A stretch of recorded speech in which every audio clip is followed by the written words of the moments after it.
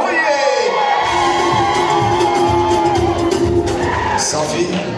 Lakini sifa ya pili, hana makuu na watu, yani ni mpole. Wapole kama bibi harusi. Oye!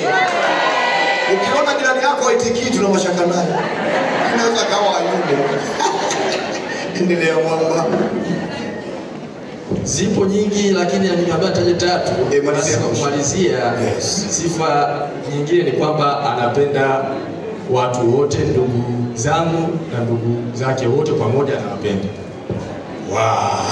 Okay. Unasema kwanza? Ya kwanza ni mcha Mungu. Wacha Mungu. Oye! Anayependa majirani vigelegele kama Monica mrembo.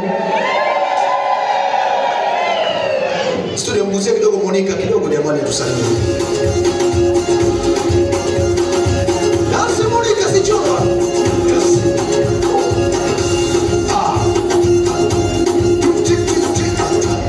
Safi. Fanya kazi nzuri sana. Mara ya kwanza kumuona Monica ulimuonia wapi? Mara ya kwanza kabisa.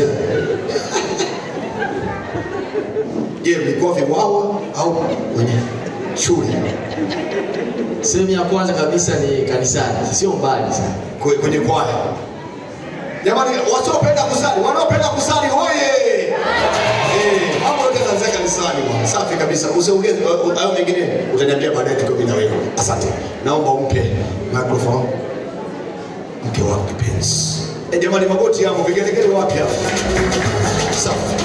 Mrembo, fanya utambulisho kwa mume wako kipenzi. Mpe sifa kuu 5. Basi nimempunguzia na nyinyi na wivu nini nyie? Haya, 2. Na nimewateka nisikie. Mpe 2 wa ego. Tumsifu Yesu Kristo. Milele amina. Tumsifu Yesu Kristo tena. Milele amina mrembo. Mbele yenu ni mume wangu kipenzi. Anaitwa Edmund Matias. Yes. Sifa zake kuu 2. Ya kwanza ni mkarimu. Wakarimu kama Matias, woye wa baba. Kuna mzee mmoja ameniangalia samani. Endelea wewe.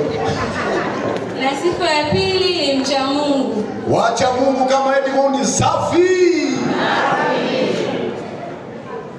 Edmund nani mtu wake Malisa? Edmund Matias Felix. Oh, mikono juu. Inume.